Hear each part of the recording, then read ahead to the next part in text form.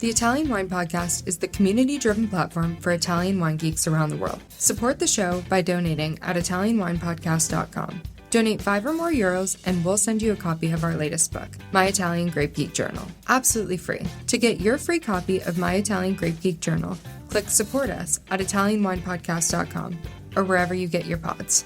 Grazie mille.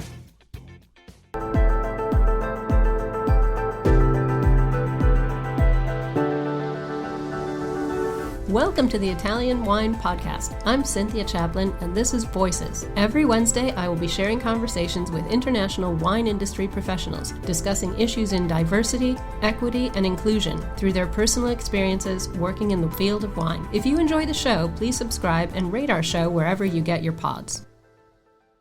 Hello, this is Cynthia Chaplin. Welcome to Voices. Today, I am so delighted to welcome Charlotte Gordon to Voices.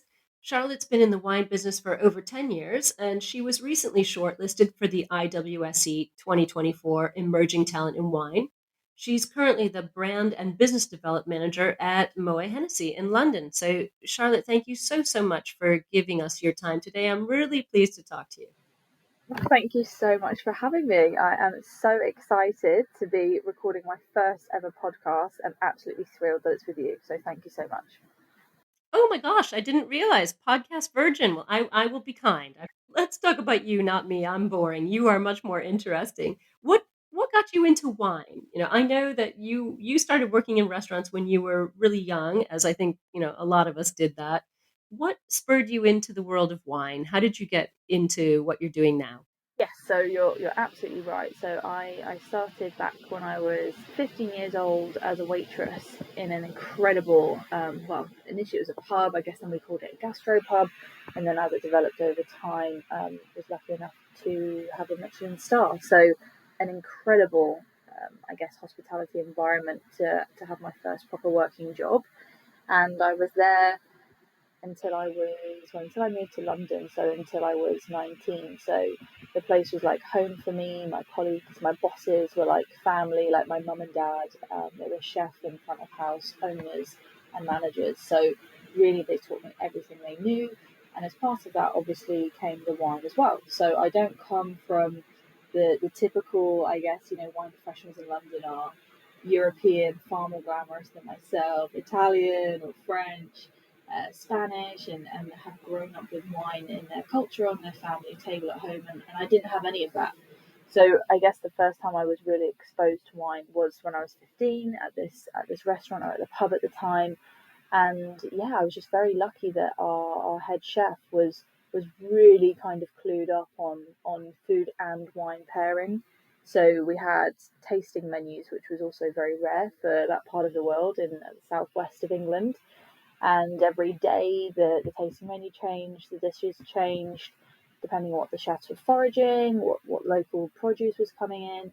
And every day he would call us to the pass and we'd have a tasting with the food, and then we'd open a lot of the wines and work out as a team kind of what paired best with the courses that they were producing. So really I was so privileged to jump off the school bus at the age of 15, run straight into the pub, put my uniform on, and then was straight into food and wine tasting before service. So that's really where it started. Yeah, and of course you can't do that anymore these days. All these preventative laws that keep people out of hospitality until they're too old to appreciate it anymore. But, it's interesting that you had that. The southwest of England. I don't think a lot of our listeners will understand that. You know, England is a small place, but the southwest of England is fairly remote. It's hard to get down there. Yeah, I used to live in Devon for a while. It's hard to get to, and when you're down there, it does seem like you're kind of in your own bubble. So the fact that you were exposed to wine at, a really tender age with somebody who was nurturing and mentoring is amazing. So, you ended up spending the past 10 years really immersed in wine business, which is unusual. When we look at the grand scheme of, young women in wine, that's not usually the path they choose. You went into Majestic Wine, which is an enormous, huge chain of wine retailers throughout the UK. I still order wine sent to my children as gifts from Majestic. And then you were at Hills Prospect, and now you're at Moet Hennessy. So drew you into the business aspect of the wine sector? Most people fall in love with wine because it's romantic and it's delicious and blah blah, but wine business is very specific. What got you into that? Yeah, so I think I did my time in Devon, like I say, and absolutely loved that. And then I knew straight away that was me hooked on wine. I was like, I want to do this forever. This is the coolest job in the world. I can't believe people get paid to taste and talk about this amazing liquid. So definitely the romantic side was there, and I guess very present from an early age. And so I decided to move to London when I was 19 to really focus on wine specifically. So I moved from the restaurant supervisor role that I'd built myself up to in Devon into a som role at a two Michelin star restaurant in London. So everything changed. It was very different. It was super high paced. I thought it was high paced before, and I just burnt out, to be totally honest with you. I remember waking up on my 21st birthday in London, had loads of money. I was earning so much money. I didn't have any friends. I didn't have anywhere to go just because I was working every hour. And I just thought, this is not how to experience London or wine. So, really, I think hospitality, quite honestly, just burnt me out. I was doing it too quickly too young, to be honest. And so at this time, I felt that Majestic was really kind of the training ground for talent in the UK. And I really felt like that was a clever move and a clever foundation to have on my CV to then boost through the next roles in my career. So it was very much a tactical decision to move to Majestic. And I knew that because I had already great experience in wine, I already had my WSETs up to level 3 at this stage because I did my diploma with Majestic, that I'd be able to kind of propel through the retail platform. So normally you have to start off in the stores, and they hired me straight away to go into the sales team. So I was looking after corporate B2B business, which was super interesting because it was a move away from hospitality, which is what I needed at the time. And it was all about working out how to get wine into, for example, publishing houses or media firms or law firms, for example, and was in there doing tastings for CEOs of global companies and trying to work out how to get wine into their kind of hospitality moments or gifting for their clients. So it was really very interesting and a great introduction to the business side, like you say.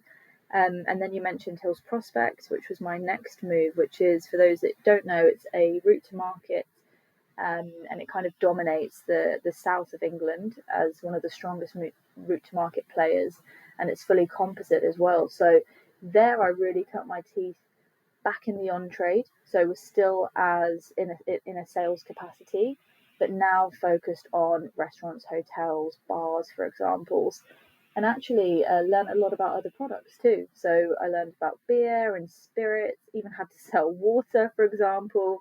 So I feel like that was just such a really kind of eye-opening experience, and the team there are really hardcore sales, very traditional, amazing at what they do. So that was another incredible experience. And then recently, I've been at Moet Hennessy now for the last 3 years, almost to the date, and totally different again. So Moet Hennessy, we're brand owners, and I'm lucky enough to look after our beautiful still wines. So now the job is super different again. We're a distributor, we're a brand owner. So I've kind of done the retail side, the hospitality side, on-trade side, B2B side, and now brand and marketing. So I've just been trying to really carefully plug gaps in my CV to ensure that I'm a well-rounded wine professional. That's always been the goal. So, what's a day in the life of Charlotte at Moet Hennessy like? What are your main areas of focus? What are you doing there? You said you're overseeing the still wines portfolio. Tell us what you're up to there.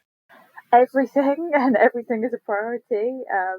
It's a crazy business to work for. It's super fast paced. It's high pressure. It's very corporate. We're the biggest luxury company in the world, so you can imagine the pressure is enormous. But I love a challenge, and that's what makes it super interesting. But for me, the thing that I love about my role at Moet Hennessy now is that every day is so different. I mean, at the moment, I'm looking after 7 global brands, and they're all very different. So, I have a very well known New Zealand brand. I have a new emerging fine wine rosé brand, we have an Argentinian Malbec brand. We have all of these completely different profiles of wines, and they're all at different stages, I guess, within their journey to success. And my role is to look after them both in a marketing capacity. So that's everything from media campaigns, working with influencers, um, activations in the trade, to sales. So supporting our sales team, getting new listings with contracts, education, which is obviously a really, really important, I guess, part of what I do for me.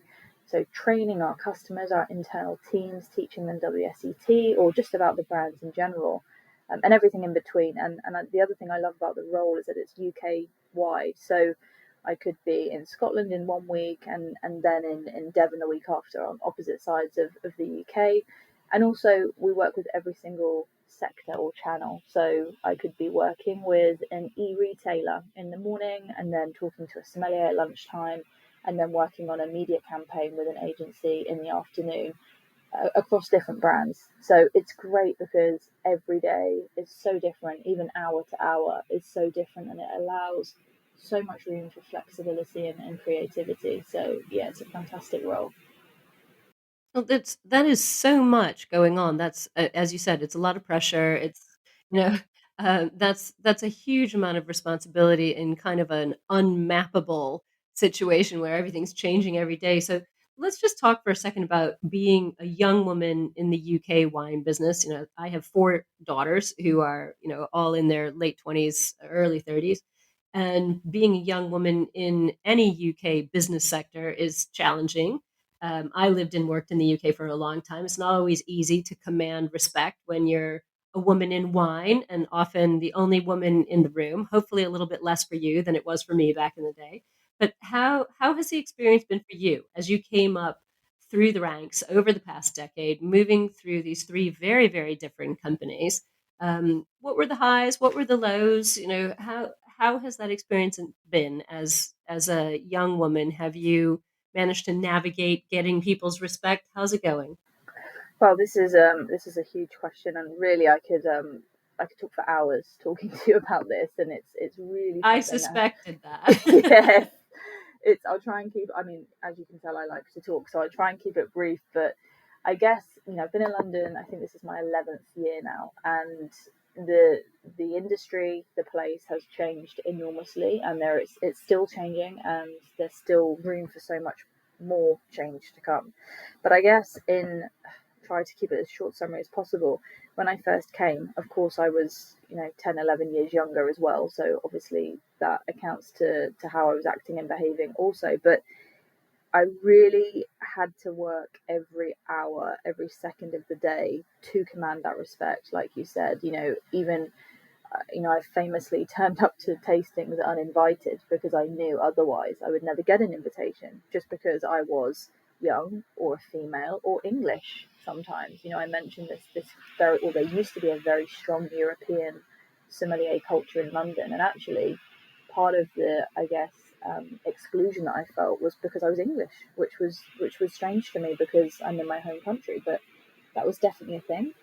Um, the lows, you mentioned the highs and the lows. So the lows for me were definitely working in hospitality. Again, I know there are still challenges. There's still a way to go. And it's not just for females, for our male colleagues as well. But I think especially back then, it was pretty rough.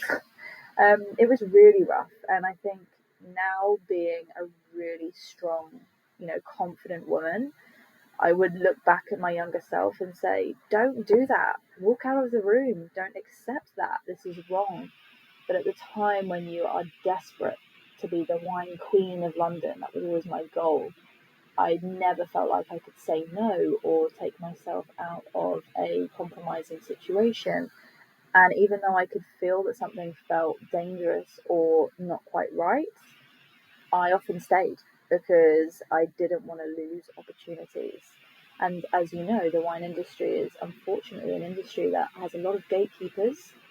And again, like I said, being a young and female and English at the time, I just didn't think that I had, I didn't have enough, I guess, respect, like you said, or authority to be able to pass up these opportunities. So definitely lots of grim experiences as working as a som. Like I say, I hope this is getting better. And actually, I know Queena Wong. I don't know if you know her from Curious Finds. I know Queena and I love Queena. She is fantastic and a real leader and a force for good, a powerful force for good. Exactly, and she's a great friend of mine. And obviously, last year she had this incredible survey about how women are being treated in the UK wine industry, and it was really interesting to obviously contribute towards that, but obviously read the results as well and see. It wasn't just me. This has been happening to everyone. Now it's out there. People are accountable. People need to make changes. And so it's not a doom and gloom negative story. I really, when I talk about these things, I try and make it as positive as possible because things have changed. And that's amazing, first of all. And we should be really proud of that change for those of us that have been lobbying for it all this time.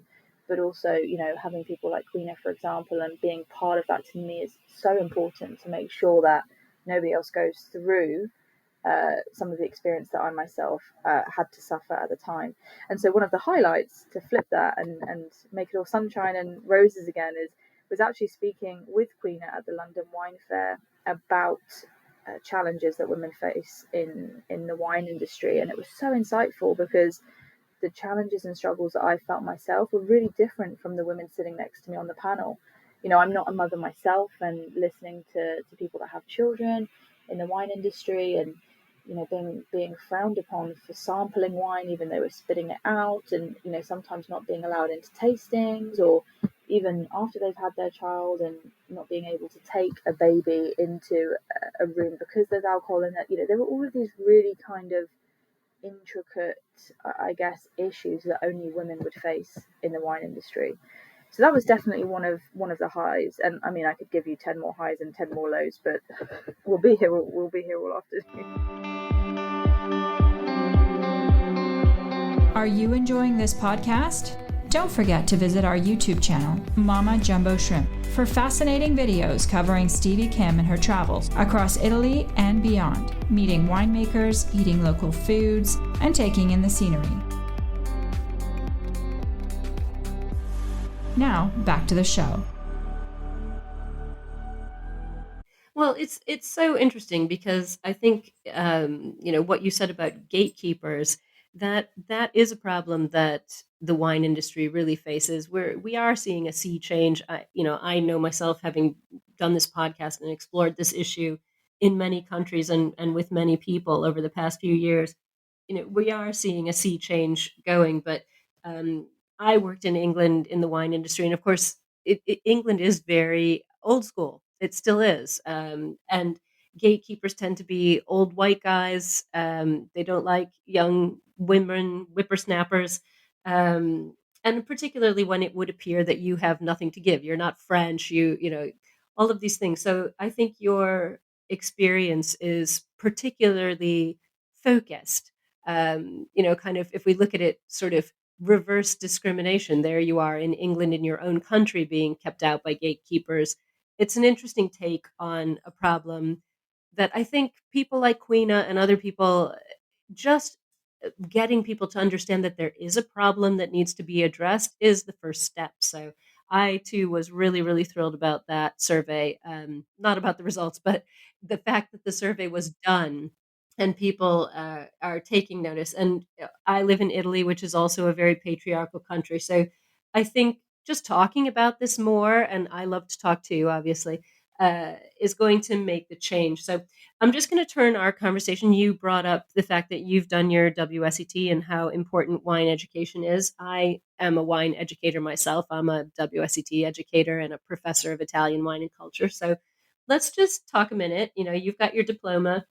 You're an educator. What do you think the role is for wine education in the current global situation? Our industry is under threat from health warnings, declining numbers of new and young wine drinkers, and climate change is definitely giving us some challenges, for growers, for producers. How do you see wine education supporting our industry? What would you like to see happen with wine education in the next few years? Yeah, so it's super interesting actually, and you mentioned health warnings and worry that people are drinking. We get all the data and insights at the office, and we see that younger people are drinking less, and in general, people are drinking less but better, which is great for a company like Moet Hennessy that only own premium brands, but it's not great for the majority of the landscape. And as you say, climate change is a huge threat to our industry, of course, the world, but specifically to wine as well, because we're farmers at the end of the day, right? And this is a natural product.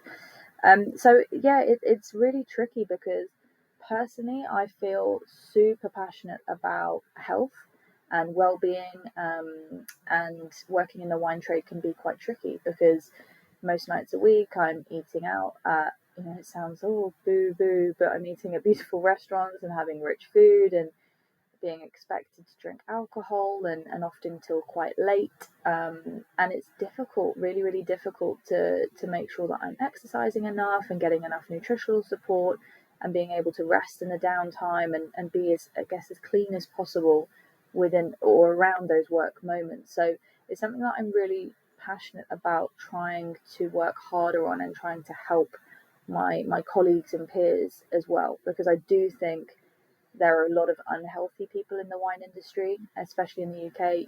We have a reputation for being big drinkers, and so I guess the insights and the data are all pointing one way.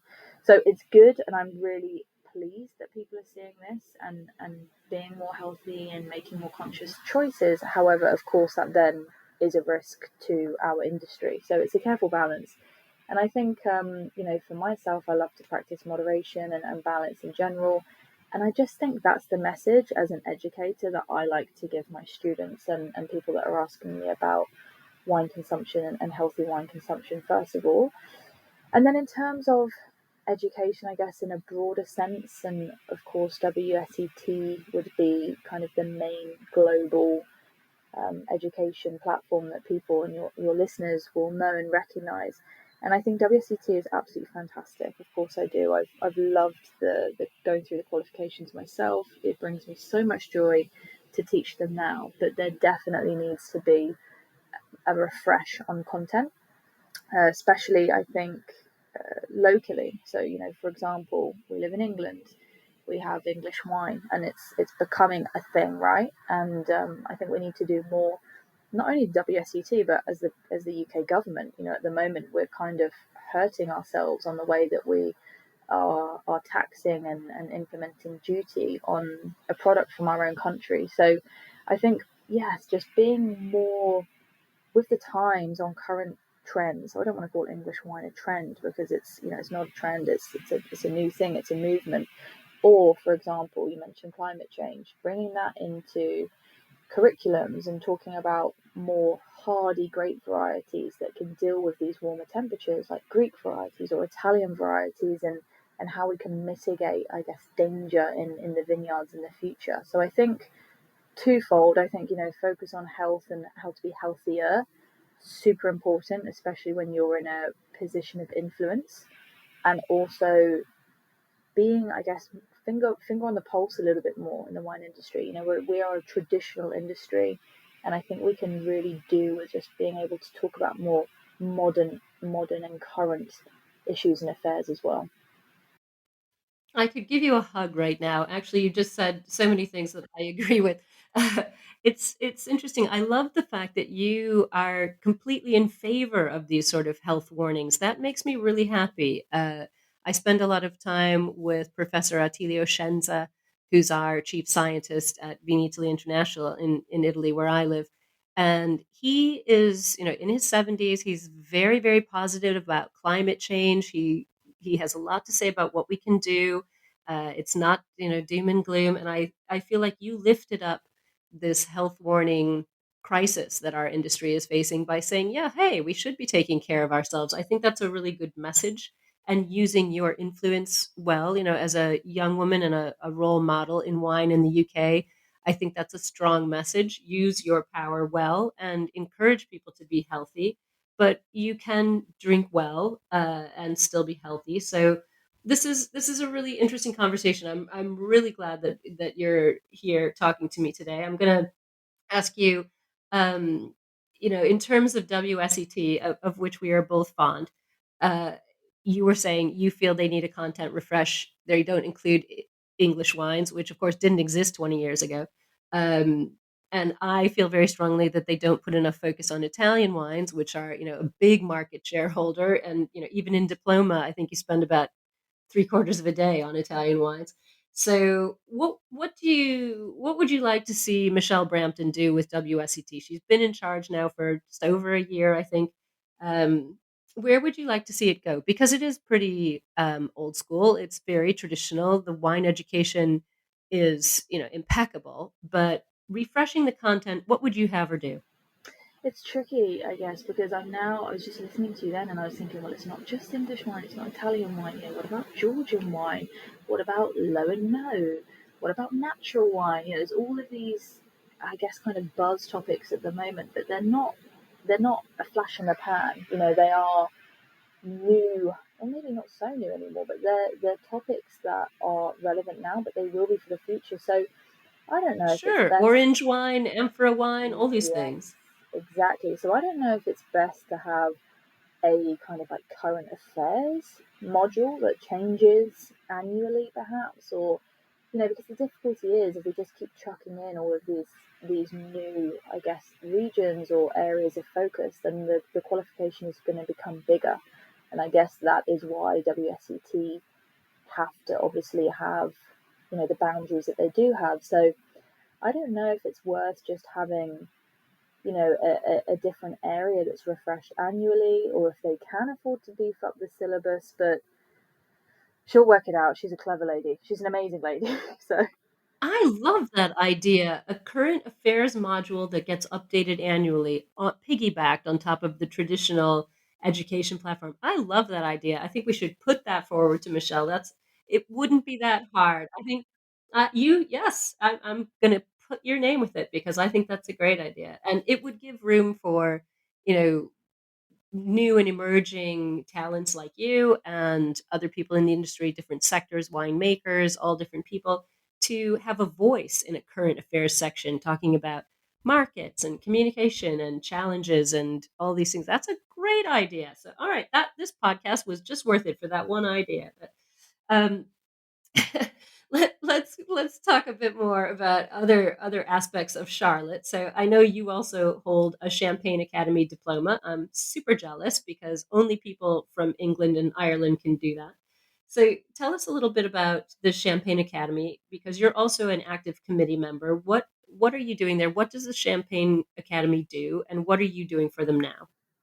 So the Champagne Academy, where to begin? This is kind of like a pet project on the side that I have been part of since 2017 now. So quite a long time, and yeah, it's really hard to describe and sum up actually. And we're actually working on developing perhaps something like a mission statement to be able to help with that moving forwards. But I guess in A summary, better website would be a good place to start. Just yeah, saying. we're working on it. We're working on it. But the problem is we are a charity. So yes, we're a non-for-profit charity. So that's, I guess, where we struggle with. And all of us on the committee are volunteers, of course. And the Champagne Academy, ultimately, it's an educational network, as you correctly say, for people in the UK and Ireland, sadly. Of course, you can be of other nationalities. You just need to be based here, just to make that clear.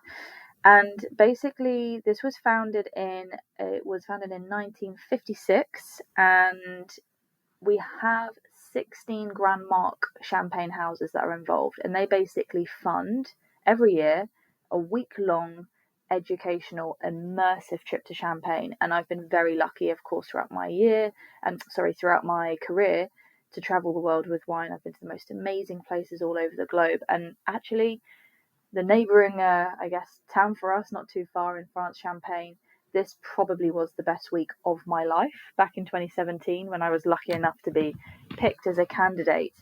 And each year, the 16 houses pick 16 UK trade representatives. And the idea is that these people in the UK are in an influential position to be able to basically come back as Champagne ambassadors and lift and boost the name of Champagne in the UK. So ultimately, they're forking out to educate you and to immerse you and to make you passionate, then you come back to the UK and sell more champagne. That's the overall goal.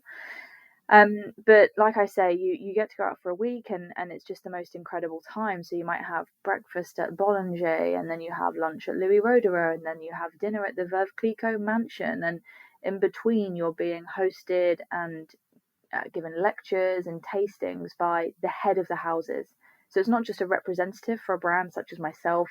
You know, you are with Olivier Krug or Hubert de Billet from Paul Roger. You know, the top people in their houses, which is, first of all, you know, money cannot buy experience.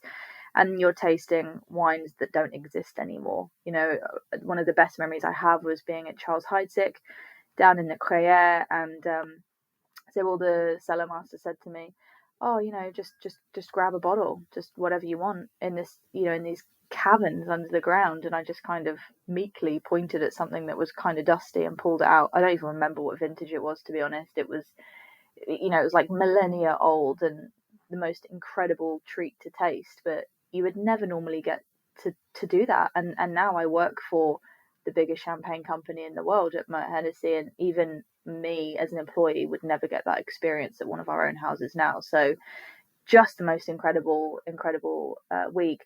And actually the other houses that are involved often say it's the best week of their year, because of course normally someone from Lanson is not going to let someone from Perrier-Jouët into their winemaking room or down into their cellars. And it's a week where everyone kind of puts the competition aside. I mean, everyone's very friendly in Champagne, of course, but they put the competition aside, and it's just a really convivial, open, fun week. Anyway, so fast forward to the end of the week, there are exams every day. You finish with a blind tasting. You need to pass the exams to be able to get your diploma after the week. And if you get your diploma, then you are a member of the Champagne Academy for life. And then it's our job on the committee back in the UK just to run that annual program. So we help with the candidate selection that the houses choose from, and then we are in charge of fundraising, and we're in charge of all of the events throughout the year. So we have dinners, tastings and events all throughout the year for our members to keep them active and engaged, and give the houses opportunities to communicate and talk to them and be in the room with them. And the process goes over and over next year. And I guess for me, I'm in a bit of a weird situation. I shouldn't have been on the committee this long. That's a crazy stint. But we obviously had COVID, which has pushed it back a couple of years. And I have the unique position that I moved into Moet Hennessy after I joined the committee. And as a rule, and it's a very valid rule, I'm not allowed to be the president while one of our houses is in power. So every year there's a presidential house. So if Veuve Clicquot, for example, are the presidential house, I cannot be the president of the academy. So I can't give preferential treatment. So yeah, I've been on for a super long time. I'm looking forward to finally being the president in 2 years' time now, and then passing on to someone probably much better with fresher ideas that can bring some new exciting energy to the committee. Well, you are certainly very, very well respected now at this point in your career. And having been shortlisted by IWSC as emerging talent this year, and you were named one of Harper's Wine and Spirits 30 Under 30 in 2022. You'll be the president of the Champagne Academy in another 2 years. What's coming up for you? You know, what are your goals and your aspirations, say for the next 5 years? You're super young, you're 30, you know, what do you want to do by the time you're 40? Wow, that is such a difficult question. I guess it is, but it's a good one. It's making me think. But I guess in the immediate future, and it's funny that we're talking actually, because Italy is my weak spot for sure when it comes to my own personal wine knowledge. And I think that's just because I haven't worked with Italian wines very much. I've not been able to taste as much compared to other regions, and I've not represented or sold much Italian wine or wine brands either. So last year I was very lucky to win a scholarship from Women of the Vine and Spirits, a study scholarship.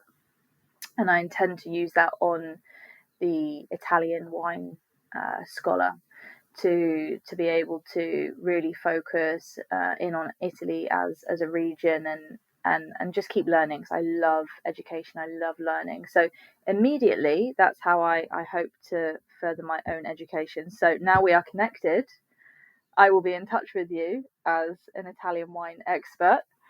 Well, I am part of the Vinitaly International Academy, and we do the Italian Wine Ambassador Certification Program. So I will be in touch with you as well, because I think you need to do the course next year in Verona, which would be fantastic. Amazing. So there you go. You said earlier there's a reason for being on the podcast already. There's mine. So we're both happy. Um, so Italy is definitely my area of focus. And then I guess in terms of my career, I think what I'd really love to do next is just a small stint of actually making wine and being really kind of in the thick of things. And again, working for the companies that I've worked for, I've been very lucky to go and participate in short bursts of harvest. So, I've gone for a week in Bordeaux, for example. But it was definitely the romantic side of things. They were trying to impress us. So we would pick for 3 hours and then sneak off for a glass of Bollinger and then back to the vines. And, we were going into the winery to clean the barrels, but it wasn't until 10 a.m. when I know they've been in there scrubbing since 5 a.m., for example. And I really want that authentic, get your hands dirty experience. So I'm really thinking about going to make wine for a couple of months. Well, I'm sure they won't let me actually make wine. I'm sure I will be more scrubbing barrels, but I'm totally up for that. Maybe somewhere like Napa or South Africa is what I'm thinking at the moment. Just as I really want to be able to practice what I preach every day. And then I think in terms of next big position, I would love to move. I mean, I don't know actually. I really don't know, but I miss hospitality. I really do. And I think you'll know it's in your blood. Once it's there, and it's hard to stop thinking about. So yeah, perhaps working for a hotel group or a restaurant group, who knows. But then I think, it would be nice to be based at a winery as well. I don't know. I really don't know. That's the great thing about our industry. It's so broad, and there's so many opportunities. So I really don't know actually. Watch this space. I want to do everything. Well, you're so lucky, because when I was your age and just starting out, I didn't realize how many careers there were in the wine industry. So you're already way ahead of where I was at your point. And just aspiring to try each one of those things, I think, is fantastic. You have time and space to make it happen. So, before we go, what advice would you give to young women who want to get into the wine business, particularly in the UK right now? What would you tell them? Okay, so for me, this one is really easy. It is speak up, reach out, talk to me, talk to any other women that have already been working in the trade. For me, kind of my biggest motto in life is it's all about who you know, not what you know. And I really stand by that. For me, connections, network is strength. And I definitely know I got to where I am today by asking for help. I'm not shy to ask for help. Hey, could you introduce me to this person? Or, I see you've worked there before. Do you know anyone that'd be interested to talk to me? And I really think a lot of people are scared to ask for help. So first of all, I think we need less gatekeepers. We need people that are more uplifting, more positive, more open. I personally love, like I said earlier, I love mentoring and offering advice and helping coach, and not just young women, men as well, about coming into the wine industry. So if there's anyone listening that would love to kind of work out how to step into the industry, I mean, I myself am super open and would love to help and talk as much as possible. But I think it's just reach out, just ask for help. That's the simple one for me. And I like the idea that we need more gate openers than gatekeepers. Let's hand Yes, out keys. Let's hand out keys to everyone. keys. Yes, Yes, take all the gates absolutely. down. So I am completely with you on that, and I love that you're already mentoring, even though you're still very young and in early time in your career. Your career has been long and broad in a very short period of time. So I am going to keep my eye on you, Charlotte. I'm so happy to have spoken to you today, and I will be in touch to see if I can't help you out with some more in-depth Italian things. And you are always welcome to come visit me. I live in Valpolicella, so and when I'm back in England sometime this summer, I'm going to come and see you. So thank you so much for talking to me today. Absolutely. Thank you for listening, and remember to tune in next Wednesday when I'll be chatting with another fascinating guest. Italian Wine Podcast is among the leading wine podcasts in the world and the only one with a daily show. Tune in every day and discover all our different shows. You can find us at ItalianWinePodcast.com, SoundCloud, Spotify, Himalaya, or wherever you get your pods.